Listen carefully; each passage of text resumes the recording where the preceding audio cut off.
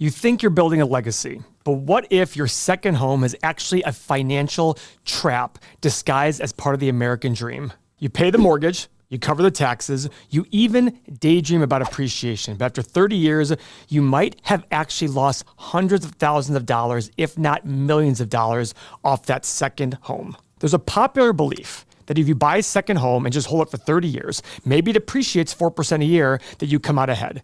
You imagine doubling your money, maybe even handing it down as a legacy. But here's the reality that most people forget to consider. Let's walk through what's actually happening to the numbers behind the scenes. You're paying taxes. You're paying insurance. They hit your bottom line every single year. You probably have a mortgage. You're paying repairs and maintenance. They don't stop. Even though you're not using the house, it doesn't mean things aren't going wrong there. You've got to fix roof leaks, HVAC breaks, pipes bursting. Ongoing upkeep like lawn care, pest control, and utilities, you're going to pay those whether you're there or not. And then comes the silent killer, the deadly killer, the opportunity cost. That $100,000 or more you dropped on the down payment, or even if you paid cash, that could have been growing in the market at 7 to 10% annually. Let's do the numbers here. Let's say you buy a second home for $400,000. Over 30 years at 4% appreciation, this thing is going to crush it. It's going to go to $1.3 million. That's a lot of money, guys. And you might look at that and go, man, I killed it here. But guess what? If you had paid cash for this house, let's assume you're just paying cash, and you put that money in the S&P 500, and it grew at the historical 9 to 10% per year, what's that $400,000 now over 30 years? Ready for this one? $6.1 million. So you're sitting there saying, yeah, but Paul, I have the house. Yes, it tripled in value. I had a good time. I shared that time with my family. Yeah, you're absolutely right. This is millions of dollars, though, in difference. $4.8 million in difference. And guys, we haven't even included the taxes every year, the insurance every year, the maintenance every year, the utilities every year. So what did you end up with? Now, let's go that one step further. Let's factor those all in. Now, guys, let's assume the costs for tax, insurance, utilities, upkeep, let's keep it at a measly $15,000 a year. I doubt that's going to be the case. It's probably going to be a little bit more than that. And let's say that amount goes up 4% a year. So now we have $15,000 increasing 4% a year for 30 years. What would that end up being 30 years down the road if you invest that $15,000 a year into the S&P 500? Well, hang on. Let's do this. Let me just assume, before we go into that, I actually not even do that. Let's assume instead you took that $15,000 a year and spent it on a family vacation. So instead of having the house, let's say the net change difference in price, the yearly cost is your family vacations every year that you did instead of having the house. You're still down $4.8 million in net worth by buying that house versus putting the S&P 500. So what do you really end up with? An asset that could cost you money while it appreciates slowly. You're not just behind on returns, you're behind in actual dollars. Now, does that mean you should never buy a second home? Not necessarily, but there's one decision that changes everything, and most people never want to consider it. Before I get into that, you might be hearing these numbers going, well, Paul, wait a second. My main home is an investment. Okay, here's the difference. If you don't own your home, you still got to rent. You have a loss of cash flow somewhere. You have to sit there and either pay a mortgage or pay rent. You can't get around from it. With a second home, you don't have that. You don't have to have a second home. You don't have to have these vacation rentals. I remember years ago, about 18 years ago, I was sitting there with a friend of mine, and his parents were there, and they were talking about their home in Naples, Florida. They said, when we first bought this home in the mid-90s, we thought to ourselves, can we really afford this? And then they said one amazing statement that I didn't realize at the time was incorrect. They said, but it ended up being our best investment ever. And I was like, wow, that's awesome. And then over time, I started to think, wait a second, how can that be a great investment? It's appreciating at a very low rate. You're not getting any cash flow from it. It's costing you money every single year. And that money is money you're not investing in the market. How is that a great return? Well, all they were looking at was the price they paid versus the price it became. They weren't adding up every single year those costs, the mortgage payments, the taxes, the insurance, the maintenance and repair. And by the way, I didn't realize that until later, until I bought my own second home in Mexico. Now, when I bought that second home, I did the thing that most people don't consider. You know what I do?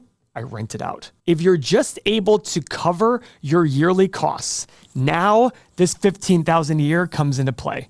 Now let's say that 400,000 and you cover your cost 15,000 every year. That's essentially like being able to invest 15,000 a year into the market. And if that goes up 4% per year, I'm going to show you how much money you have extra. So that 15,000 a year, 4% increases, earning 9.5% a year is an extra $3.3 million. Right there. So now your 3.3 plus your appreciation to 1.3 million, you now have an asset of $4.6 million. Would you have done better putting it in the market? Absolutely.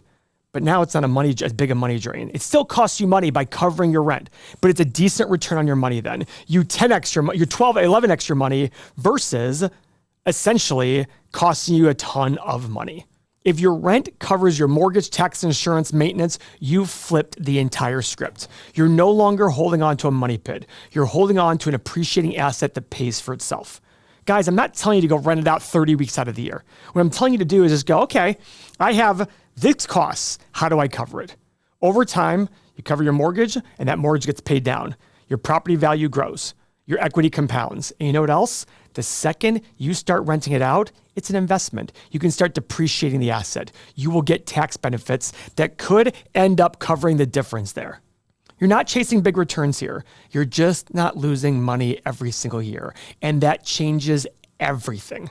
Guys, I have lake homes. I have homes. I love doing that as a business. And my wife, not going to lie to you, she's like another friend of ours. A friend of ours has 2 or 3 homes. They like saying, I don't want anybody sleeping in my bed. But for me, somebody can sleep in my bed because guess what? I'm not buying $400,000 houses. I don't say that to be cocky. I'm buying much more expensive houses. So magnify these numbers by even more. So let's take 2 people. Owner A never rents out the property. They cover every bill every year, hope appreciation makes it all worth it. They now get no variety of trips either. They need to go to this property to justify the expense. Owner B rents it out just a few months out of the year, just enough to break even. Same house, same vacations. But one of them ends up with a massive wealth advantage after 30 years. Now here's the part that surprises most people. I have to repeat this. You don't need to rent it out full time.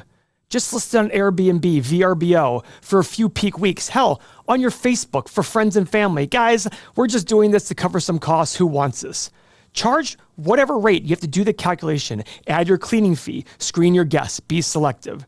Even at 30% occupancy, you may be able to cover those annual costs. You want better renters? Charge more money. Higher rates attract better guests and fewer of them. This isn't about becoming a landlord or launching some hospitality side hustle. It's about ensuring that your vacation property isn't quietly draining your wealth. Now, if you don't want to rent it out, totally fine. But don't dilute yourself into believing that's an investment, that just because you bought it for $400,000 and went to $1.5 million, that all of a sudden you crushed it. You're not adding up the dollars along the way. Call it what it is, a luxury. And a luxury is fine. Luxuries cost money. I don't do everything based on investment. I have cars that they're purely a luxury. There are people out there who fly private, but something tells me people watching this video are not flying private everywhere. And if you have the money to not care about a $400,000 or $500,000 investment costing you a few million dollars in retirement, more power to you. But don't call it an investment. If you rent it smart, even part-time, you've turned it into an asset that builds wealth in the background, quietly, steadily, predictably, and you get to enjoy the property with your family. Guys, investors who win in the long run, they know the numbers, they track the factors and the variables, and they structure deals that work in real life, not just on paper.